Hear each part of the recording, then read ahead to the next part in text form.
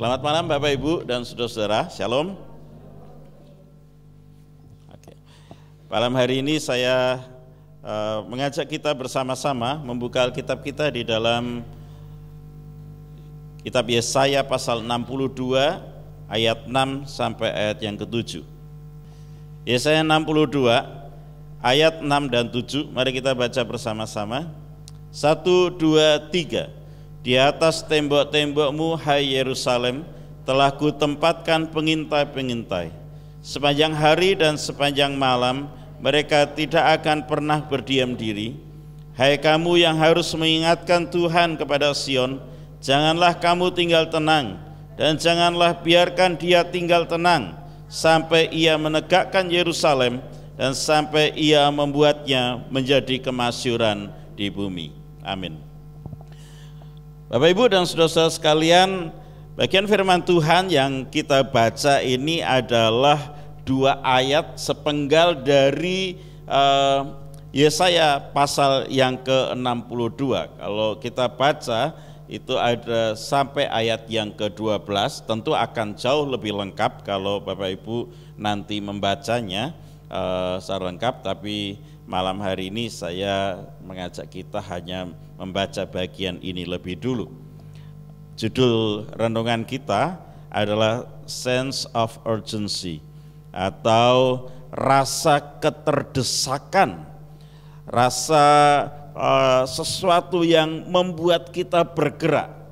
Sense of urgency sebagai pendoa tentu, karena sense of urgency tergantung situasi mau pada bidang apa, tentu karena ini menara doa, jadi ini sense of urgency sebagai pendoa. Saudara yang kasih Tuhan, next slide ya, oke, di slide ini ya. Ayat ini disampaikan, firman Tuhan ini disampaikan oleh Nabi Yesaya kepada umat Tuhan, kepada umat Tuhan sebagai sebuah bagian dari janji Tuhan untuk pemulihan. Bagian dari janji Tuhan untuk apa yang Tuhan akan kerjakan bagi umatnya, bagi bangsa Israel, terutama bagi Yerusalem sebagai kota rohani sekaligus ibu kota representasi dari keberadaan bangsa di hadapan bangsa-bangsa lain, di bangsa Israel di hadapan bangsa-bangsa lain. Nah, tetapi saya akan mengajak kita hanya fokus di ayat 6 dan 7 ini, saudara, sebagai sebuah dasar bahwa ini bicara untuk para pendoa. Ini bicara untuk para pendoa. Next slide. Ya, sebagai pendoa, saudara, ya, dikatakan di sini, di atas tembok-tembokmu, hai Yerusalem, telah kutempatkan pengintai. Pendoa sebagai pengintai. Ya. Nah, saudara kasih Tuhan, di frasa-frasa yang kita baca ini dikatakan pengintai-pengintai ini apa yang harus mereka kerjakan, saudara. Kalau ini adalah tentara, hampir sama memang, tapi bukankah pendoa juga adalah tentara Tuhan ya? Nah, saudara, para pendoa ini sepanjang hari, sepanjang malam, mereka tidak akan pernah berdiam diri. Jadi sepanjang hari, sepanjang malam itu berjaga. Ya. Jadi para pendoa ini para penjaga, saudara. Kalau ada hadir di tempat ini malam hari ini, ya, dan mungkin ya minggu depan, berarti Anda melihatnya di YouTube, oke. Pada saat Anda mendengar bagian firman Tuhan ini, Anda adalah pendoa, maka Anda adalah orang yang berjaga-jaga. Berjaga-jaga atas apa? Atas situasi di sekitar kita, saudara. Atas situasi kota dan bangsa. Rasanya bukan terlalu besar untuk kita. Justru memang Tuhan memanggil kita untuk itu, saudara. Ya, untuk itu, untuk kita ini berjaga-jaga. Ya. Mereka tidak akan pernah berdiam diri, saudara ya. Jadi bersyafaat tidak pernah, bukan tidak pernah berdiam diri artinya kesana kemari, bukan, tapi tidak pernah berhenti bersyafaat. Dikatakan, hai kamu yang mengingatkan Tuhan kepada Sion, ya, janganlah kamu tinggal tenang. Jadi gini saudara, ini berkata hari ini sebenarnya rasa aneh ya. Tuhan berkata kepada para pendoa, jangan kamu tinggal tenang dan jangan biarkan dia tinggal tenang. Tapi ini dia yang bicara. Artinya begini, jangan kamu tinggal tenang kalau kamu melihat situasi di sekitarmu. Hai para pengintai, jangan diam, jangan tenang, santai. No. Bahkan Tuhan berkata, firman Tuhan berkata begini, jangan biarkan dia tinggal tenang, jangan biarkan Tuhan tenang. Kalau Tuhan pasti tenang, saudara. Tuhan tidak pernah kalang kabut, Tuhan tidak pernah kaget dengan situasi. Tapi ini istilah ya, ini istilah. Mau menunjukkan bahwa begini, Tuhan itu bisa didekati, Tuhan itu bisa diubah. No, enggak. Dia tidak bisa diubah, tapi dia mau supaya kita tidak membiarkan dia tinggal tenang, dalam artian kalau dia belum mengerjakan apa yang dirancangkannya bagi kita, kita harus minta terus, begitu saudara ya. Tentu Tuhan tidak pernah bisa Anda buat menjadi tidak tenang. No, tidak akan pernah bisa. Tapi dia yang minta. Dia minta jangan biarkan aku tinggal tenang. Artinya jangan biarkan tidak ada doa yang naik kepadaku sehingga aku tidak mengerjakan sesuatu yang engkau memang enggak minta, ya tidak aku kerjakan. Gitu. Tuhan berkata jangan biarkan aku tinggal tenang. Jangan biarkan tidak ada permohonan, tidak ada permintaan, tidak ada syafaat, sehingga apa yang harus kukerjakan, beritahu. Apakah Tuhan tidak tahu apa yang harus dikerjakan? Jauh lebih tahu, saudara. Kita harus berdoa sesuai dengan kehendak-Nya, dan Tuhan berkata, mintalah apa yang ku kehendaki untuk kuberikan kepadamu. Tetapi di dalam kitab Yesaya ini, bagi para pendoa, Anda punya hak khusus, Anda punya privilege untuk datang kepada Tuhan dan meminta sesuatu kepadanya. Janganlah biarkan dia tinggal tenang sampai ia menegakkan Yerusalem dan sampai ia membuatnya menjadi kemasyhuran di bumi. Sampai Tuhan menjawab doa-doa kita. Saya bersyukur ya, saya ikut dengan teman-teman di tim doa berantai. Waktu saudara Gaby ngomong-ngomong ke saya masih nggak ngeh awalnya, karena sebelum menara doa kan ya, saya berkata, ini mesti sampaikan kepada Pak Gembala, terus setelah itu saya ngeh, ini mau buat doa berantai 24 jam, ya, saya mau ikut deh. Gitu. Kenapa? Karena ya tentu mendukung apa yang akan dikerjakan bersama-sama di gereja ini, terutama waktu itu youth retreat ya, mau retreat. Tapi kemudian setelah retreat, masa grup bubar? Enggak lah. Saya berusaha dengan cara saya. Saya ngomong sama Fani, saya ngomong sama Gaby, ayo diterusin. Saya tulis di grup sentil sedikit, ayo gimana kalau dilanjut? Dan bersyukur ya kita lanjut setiap Rabu 24 jam. Anda semua berada di grup itu, kalau belum nanti hubungi Gaby ya. Haleluya. Tapi dikatakan sampai Tuhan menjawab doa.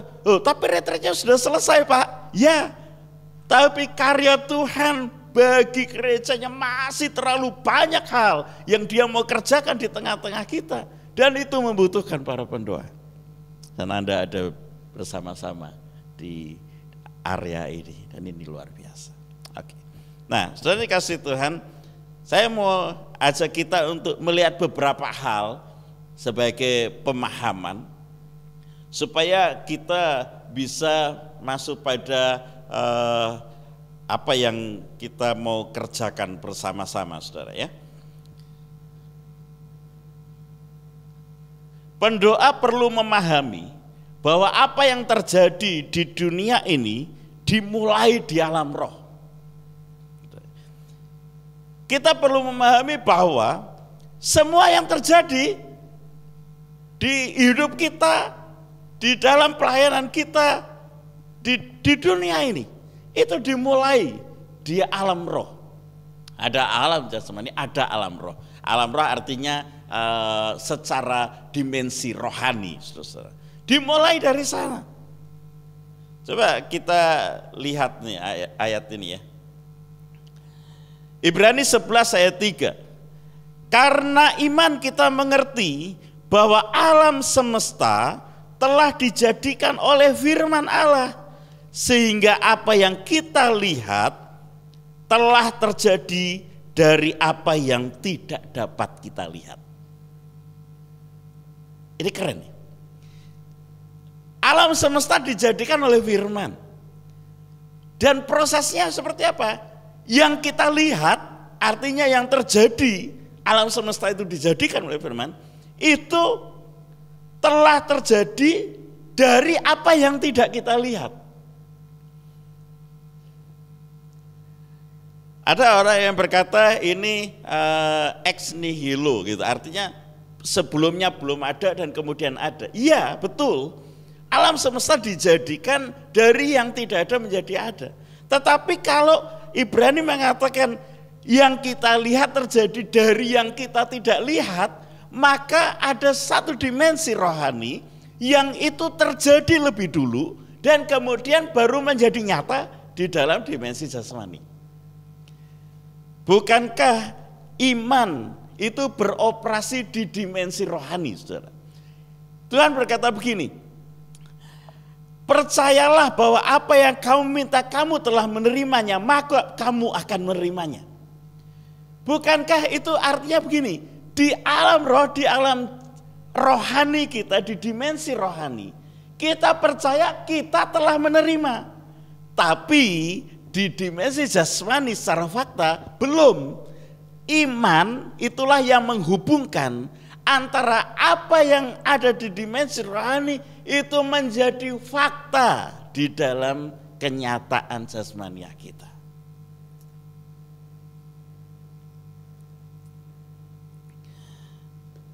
Kalau Anda membaca kisah-kisah dalam Alkitab, saya tidak tulis, tapi beberapa kisah terkenal menunjukkan hal ini.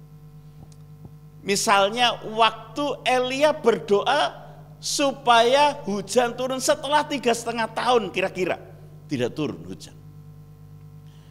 Maka pada waktu dia berdoa dengan sungguh-sungguh, dan kemudian pada saat dia berdoa dengan sungguh-sungguh, dia kemudian berkata kepada bujangnya, lihatlah ke arah laut. Bujang atau pembantunya berkata, aku nggak lihat apa-apa. Itu sampai 7 kali. Lalu di kali yang ke-7, Elia berkata, sekali lagi lihat ke arah laut. Lalu bujangnya berkata, pembantunya berkata, aku melihat awan setelapak tangan. Ya tergantung ya, tapi kalau waktu itu artinya benar-benar awan kecil, tidak besar. Tapi kalau melihatnya begini ya besar banget sih ya. Telapak tangannya tapi segini. Jadi aku lihat awannya besar, tapi enggak. Waktu itu bujangnya berkata, aku lihat awan setelapak tangan, artinya kecil, timbul dari laut. Dan Elia berkata kepada, pergilah segeralah turun, sebab deru hujan sudah kedengaran. Artinya Elia berkata gini, di alam roh dia sudah tahu bahwa Tuhan pasti akan kerjakan, walaupun di dalam faktanya sampai 7 kali dia berdoa, dan itu pun tanda-tandanya baru tanda-tanda kecil. Kita kadang-kadang untuk tanda-tanda kecil kita akan merasa begini, kok kayak nggak ada tandanya ya, nggak apa-apa. Ada yang menanti pasangan hidup, ada nggak? Saya nggak pernah bicara itu ya, ke Yud juga jarang. nggak ada tandanya, nggak ada yang ngelirik, nggak apa-apa. Anda berdoa, tentu berkomunikasi, menjalin relasi, gitu. Tapi itu membuktikan bahwa apa yang terjadi di alam roh kemudian menjadi fakta di alam nyata. Atau kalau kita lihat Daniel berdoa 3 minggu penuh, saudara. Ya, Daniel berdoa 3 minggu penuh untuk bertanya kepada Tuhan apa yang menjadi makna dari penglihatan yang dia terima dan apa yang akan terjadi. Dan ketika kemudian di hari ke-21 Gabriel datang kepada dia, Gabriel berkata begini, sejak waktu pertama kamu menaikkan permohonan kepada Allah, Allah sudah mengutusku untuk menyampaikan jawaban atas doa dan pergumulanmu. Tapi penguasa kerajaan Persia berperang melawan aku. Kemudian Mikael datang membantuku sehingga aku bisa datang kepadamu. Jadi saudara, di alam roh terjadi pertempuran, tapi Daniel berdoa.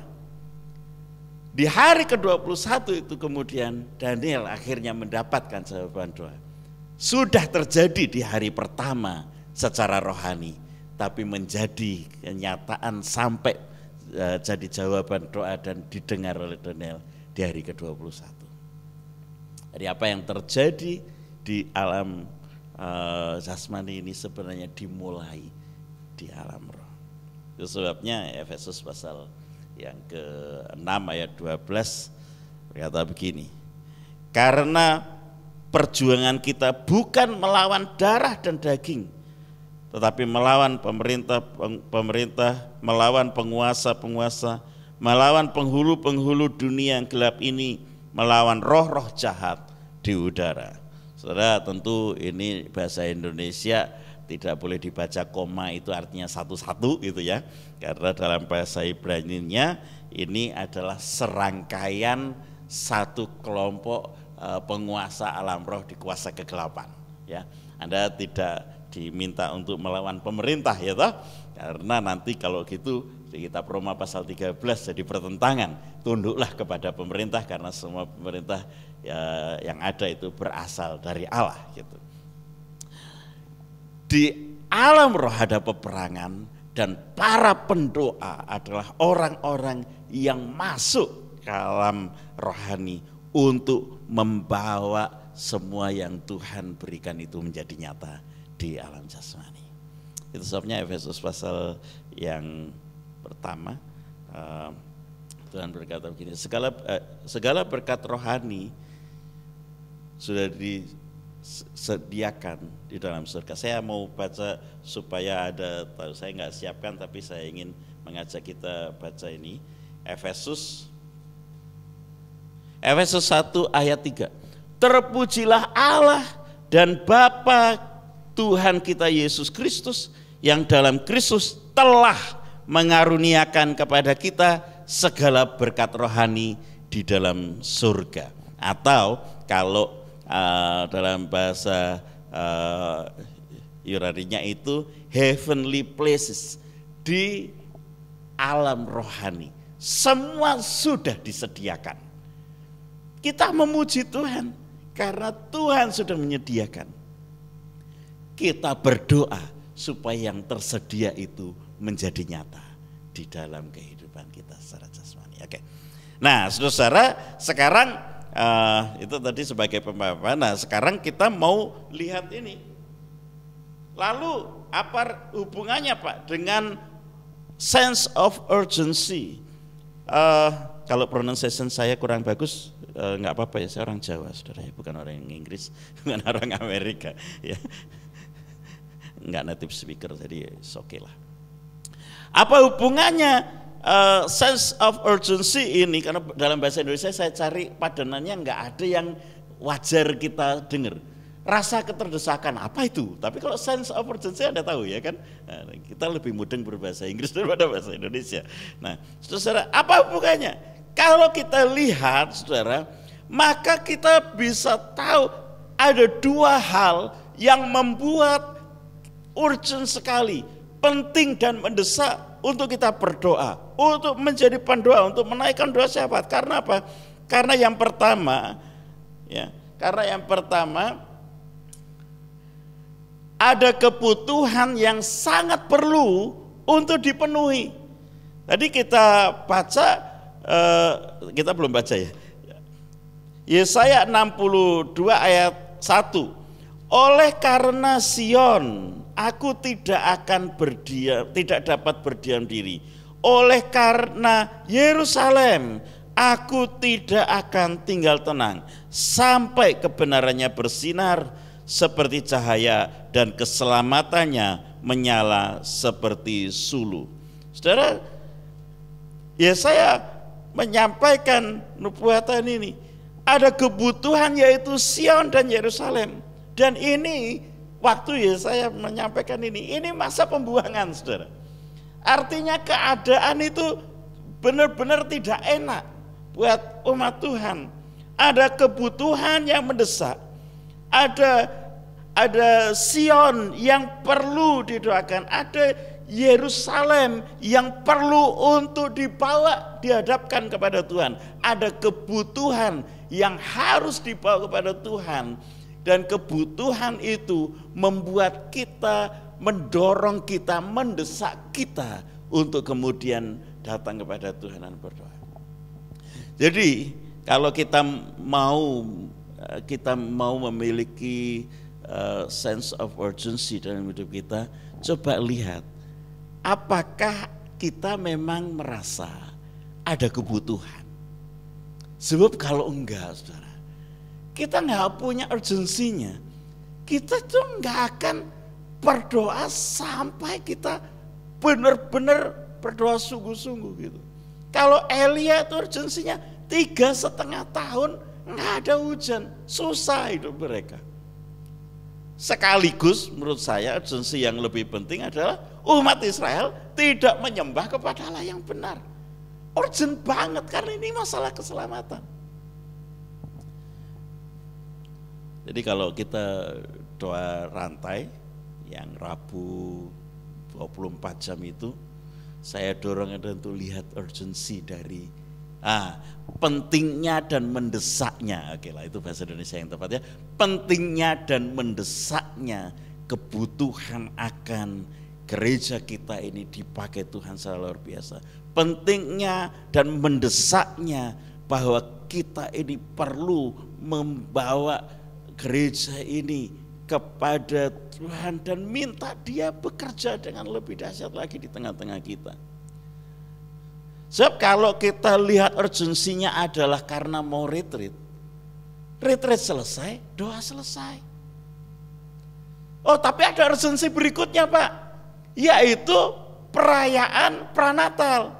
Perayaan pranatalnya selesai, doa selesai. Saya juga percaya bahwa itu urgent ya, penting dan mendesak. Betul, kita harus berdoa. Sampai ya saya pikir sampai saya tulis di grup, kita deklarasi 5 menit lagi hujan selesai. Hujannya memang berhenti sih habis itu 5 menit. Cuman orangnya sudah memutuskan untuk tidak datang kan gitu. Kan, ya kita nggak bisa toh. Jam 4 hujan deras, kita doa. Saya agak mau memberanikan waktu kita doa di belakang bersama pelayan Tuhan itu mau mengatakan, ayo kita deklarasi, tapi imanku nggak nyampe gitu. Hujannya lebat, menang siapa gitu kan? Kalau Tuhan menang sih, cuman imanku nyampe nggak gitu. Tapi akhirnya coba ya saya, tapi memang kalau penyesalan itu selalu di belakang, kalau di depan katanya pendaftaran kan gitu. Nyeselnya gini, kenapa nggak deklarasi sejak jam 4? 15 menit lagi kan oke ya, 16:15 sudah berhenti, orang masih mikir, ternyata berhenti loh, nggak deres, siap-siap ah. Tapi kalau jam 5 berhenti atau jam 5 lewat 5 berhenti, orang sudah YouTube aja lah. Saya minta kepada saudara Ardi untuk nge-share ibadah maupun menara doa on-site-nya ada. YouTube-nya boleh di-share karena orang nggak bisa hadir. Tapi jangan sampai kemudian tenang, nggak perlu on-site, YouTube-nya ada. Waduh, bener nggak gitu bisa doa? Jadi kebutuhan. Sekarang coba kita tanya, kebutuhan apa yang urgent, mendesak dan penting? Banyak saudara. Jutaan jiwa belum kenal Tuhan, itu urgent banget. Kita mesti berdoa untuk jiwa-jiwa. Kita mesti berdoa untuk Tuhan lawat, Tuhan ubah bangsa kita. Tuhan lawat, Tuhan ubah pribadi-pribadi. Supaya setiap orang hidup berkenan di hadapan Tuhan. Urgent banget. Itu sebabnya Anda berdoa di sini. Yang kedua, yang cuma 2 dan tidak banyak. Jadi saya mau jam 8 lebih dikit aja selesai. Yang kedua, Yesaya 62 ayat yang ke-11. Sebab inilah yang telah diperdengarkan Tuhan sampai ke ujung bumi. Katakanlah kepada putri Sion, sesungguhnya keselamatanmu datang. Sesungguhnya mereka yang menjadi upah jerih payahnya ada bersama-sama dia. Dan mereka yang diperolehnya berjalan di hadapannya. Saudara, yang kedua adalah karena hanya Tuhan yang dapat menolong. Kenapa berdoa itu urgent? Ya karena hanya Tuhan yang dapat menolong. Kalau masih ada yang lain yang bisa menolong, nggak perlu doa. Saya jangan taruh di doa yang jam 24 dong. Nggak urgent-urgent banget kan. Jadi oke lah, kita doanya siang aja yuk gitu. Saya ngambil doa jam 12 siang. Kenapa? Karena yang malam banyak yang ngambil. Yang siang enggak. Ternyata doa siang lebih susah loh. Gangguannya banyak. Karena setengah hari sudah ada banyak pikiran, harus dikerjakan ini belum selesai, ini belum itu. Saya mesti begini, mesti begitu, rancang ini, hubungi itu. Tapi jam 12 harus stop, doa. Kita bersyukur sih musim hujan. Nah, kalau acara pranatal hujan kurang terlalu bisa disyukuri kan ya. Tapi kalau doa bisa disyukuri karena apa? Nggak panas. Tapi waktu kita mulai sebelum retreat itu masih panas. Jadi waktu jam 12 saya doa dan saya di kamar. Ya, waktu saya doa di kamar, saya nggak tahan sampai 1 jam 45 menit. Ini kayak mandi, karena panas banget. Terus kayaknya minggu kedua saya doa di luar, di terasan gitu, lumayan. Cuman gangguannya ada, agak malu kalau dilihat orang datang gitu. Lagi ngapain Pak? Aduh, lagi doa, masa jawab maaf ya, saya doa gitu. Gak bisa kan? Tuhan maaf, aku mau jawab dulu yang ini kan guys. Hanya Tuhan yang bisa menolong, hanya Tuhan yang bisa berkarya, dan Tuhan yang memang menjanjikan Tuhan itu akan memberikan keselamatan kepada, dikatakan ini, katakanlah kepada putri Sion, sesungguhnya keselamatanmu datang. Wah, haleluya. Kalau para pendoa mendapatkan firman Tuhan, katakan sesungguhnya apa yang kamu minta selama ini, aku segera kerjakan. Haleluya. Bapak Ibu Saudara meminta apa kepada Tuhan? Tapi ada yang meminta kekayaan, boleh, nggak apa-apa, mintalah. Yang penting begini, jangan buat aku miskin sehingga aku menyangkal engkau. Jangan buat aku kaya sampai aku lupa bahwa semua daripadamu. Gitu. Itu bukan di tengah-tengah, itu dibuat supaya, kan Tuhan berkata sebab Tuhan yang memberikan kekuatan untuk memperoleh kekayaan. Kalau saudara kaya, gerejanya senang karena Pak Eno bilang, ayo kita misi ke Kalimantan. Uangnya ada enggak? Uangnya di dompetmu. Gitu jawabnya, enak. Berangkat, bayar. Ya, kalau nunggu dibayari, ya itu ke Israel. Itu dibayari saudara ya, karena mahal. Tapi kalau saudara bisa berangkat, ayo kita berangkat sama-sama. misalnya 2 tahun lagi Anda sudah kaya, Pak Eno kan enak, tinggal ayo berangkat jemaat ngeserep 100 ya rombongan kali ini, maaf nggak terima pendaftaran lagi, gitu saudara. Bukan diumumkan nggak ada yang daftar, kenapa ya mahal gitu.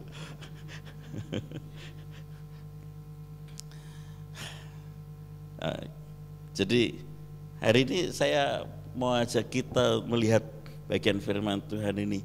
Itu sebabnya Tuhan sendiri yang berkata, jangan kamu tinggal tenang, jangan biarkan Tuhan tinggal tenang sampai Dia menegakkan Yerusalem menjadi kemasyuran di atas bumi. Jangan engkau tinggal tenang, jangan biarkan Tuhan tinggal tenang sampai Dia menegakkan dan membuat GBT Ngeserep menjadi kemasyuran di Semarang. Oh, Semarang udah keren loh. Ayo Semarang, Jawa Tengah, kalau bisa sampai Indonesia. Youth GBT Ngeserep, kalau orang denger itu, wah itu tempat di mana hadirat Tuhan sangat kuat kan, gitu harusnya. Bukankah kita merindukan hal seperti itu? Kalau Tuhan bisa kerjakan di tempat lain, Dia juga bisa kerjakan di tengah-tengah kita. Sebab kita sama-sama adalah umatnya. This is my last slide. Para pendoa, ayo miliki kerinduan yang kuat. Oke, saya ubah. Kita semua, mungkin ada yang mendengar dan merasa aku bukan pendoa Pak, jadi aku tinggal tenang, gak apa-apa ya. Oh enggak, semua kita miliki kerinduan yang kuat untuk Tuhan bekerja. Ini urgent sekali. Masa-masa akhir, di akhir zaman. Sudah lama nggak ada seminar akhir zaman, karena yang penting bukan diseminarkan, tapi kita sebagai pelaku-pelaku akhir zaman, sampai nama Tuhan dimuliakan, sampai kerajaannya ditegakkan, sampai bumi penuh dengan kemuliaannya. Harus dimulai dari sini, di mana kita berlutut bersama-sama. Mari miliki sense of urgency sebagai pendoa-pendoa di hadapan Tuhan.